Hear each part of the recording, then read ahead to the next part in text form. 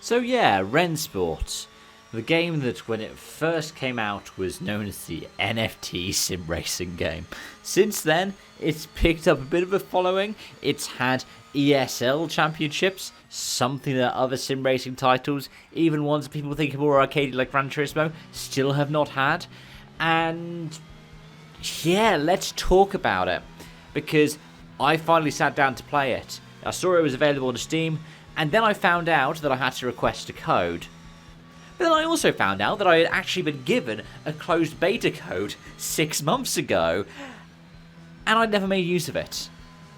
So what we'll do is we'll go through my first impressions of the game, then we'll talk about the game itself in terms of performance, and then I will give you my conclusions. My first impressions of the game I captured on stream. You can check out a full replay of the stream in the description section down below if you want to. But it immediately went a bit south. I decided I was going to jump into Spa in a Porsche 963 because I was like, you know what? This is the combo that I'm quite familiar with. It'd be nice to have the upgraded Spa and see what that's like in Rennsport as well. Only to find that the game, which said that it had detected the CSLDD preset, had in fact, well, that's right, it had not detected upshift and downshift, which is not in the control section either. It's hidden down the driver controls. Spent about 5 minutes trying to find it. Then I decided I wanted to try and remap the view buttons, which also went pear-shaped. Eventually I was able to, play the game and get into driving the car. And then I decided I was actually going to try out the online servers. And given that the competition servers had, well, a tumbleweed's worth of presence, I decided I was going to go into the GT3s at Jeddah. It's quite unique that Jeddah is in Rennsport because we don't have a fully laser-scanned version of it in a main sim racing title. So I was like, okay, we can try this out. And I could use the Porsche that's got the E-VIN on it, the one that's definitely not an NFT. But, well, I decided to practice a little bit beforehand. I noticed that the TCs, you only get control over one traction control that affects both TC values, as opposed to other sims such as iRacing and Assetto Corsa Competizione, where you can control both TC values. And this is something that's consistent across all cars, by the way. But when I got into the race, I thought, if it's just me, I can get an easy win. But there was somebody else. Qualifying came around, and, well, I struggled with the track limits at first. Then I decided to try and return to the pits, which returned me to the pits. We get it back out again? It didn't happen. As a 7-time world champion once said. Nurse is going to manipulate it, man. But it was fine. I'd recently driven at Jeddah in Assetto Corsa, so I knew that I would have some kind of understanding of the track, and the 207 pole time seemed like something that could be beatable.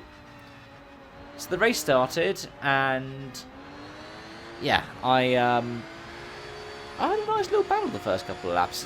I got driven deep into the first corner when I set up a move early on, very kind of Verstappen-esque. But eventually my rival made a mistake, I got through, I pulled away, and then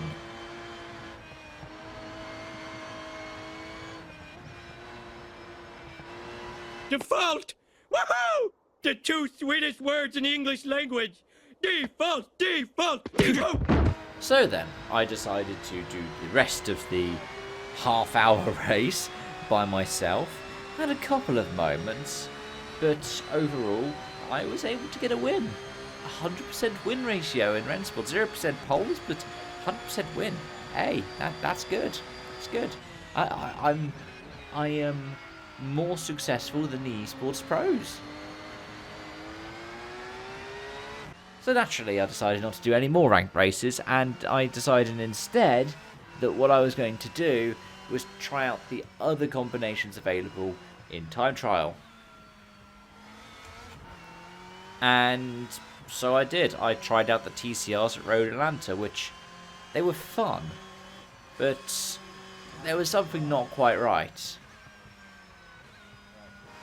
Then I decided I was going to try out one of the community-made tracks.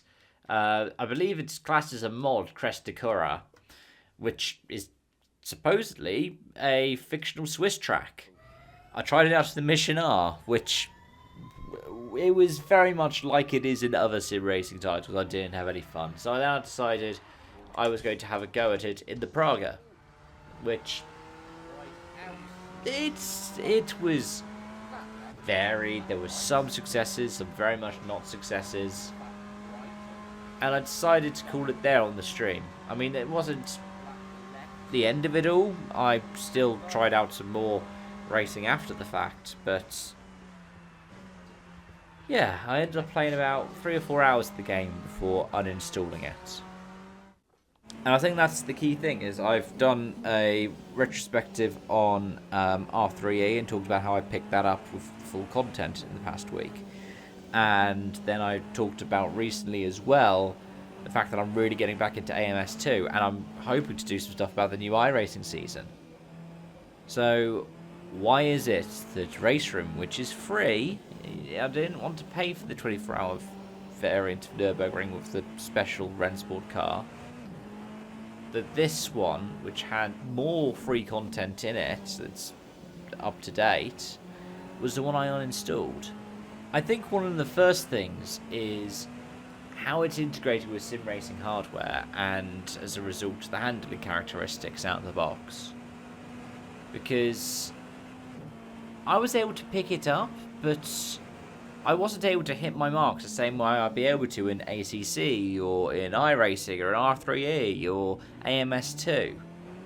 Given that I had literally driven the 963 a few days ago in AMS2, it should have been quite transferable driving the 963 in Rennsport. And it should have been transferable as well compared to my driving experience with it in something like iRacing or in Le Mans Ultimate. But it just wasn't. And the GT3s were the same. GT3s are in pretty much any kind of sim racing game you will find out there. And yeah, I get I was driving the Porsche, and the Porsche could be tricky. But there were some bits of it that just didn't feel right.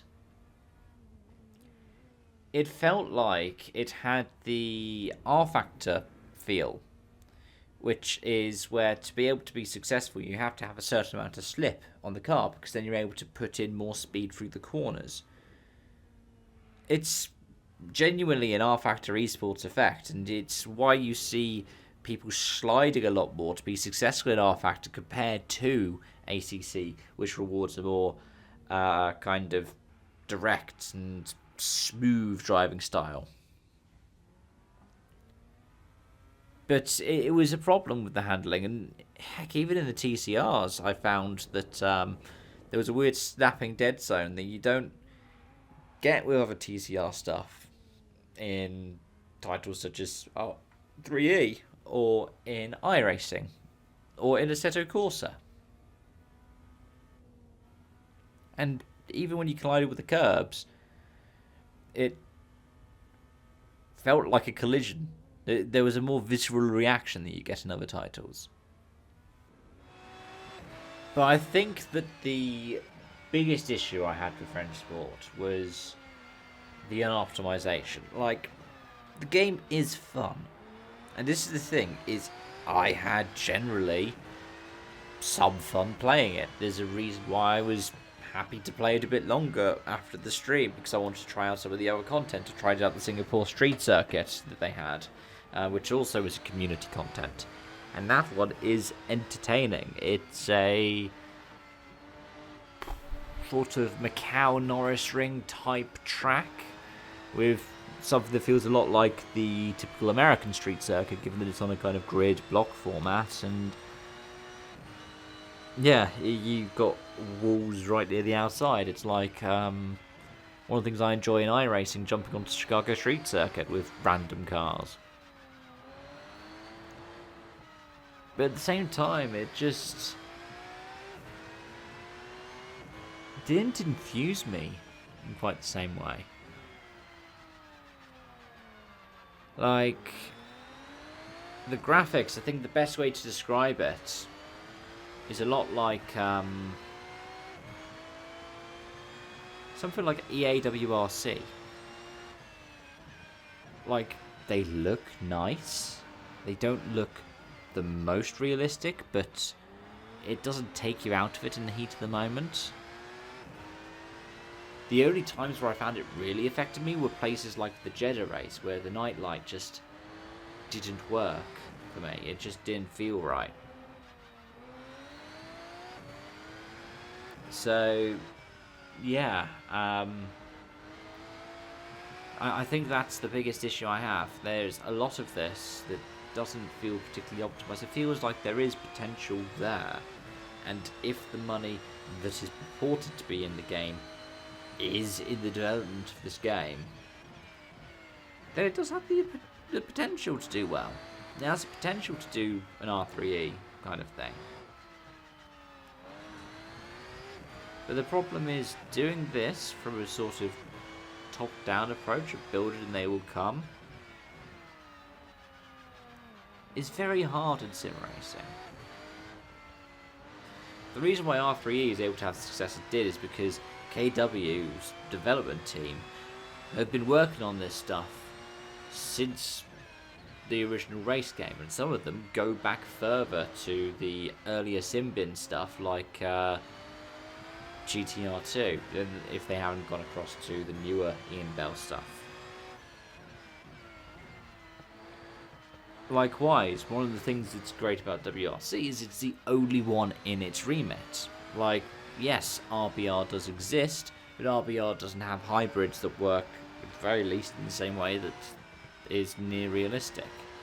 If you don't want to play EA WRC, the main way that you can get official WRC content is by playing the Killerton WRC games from a couple of years ago.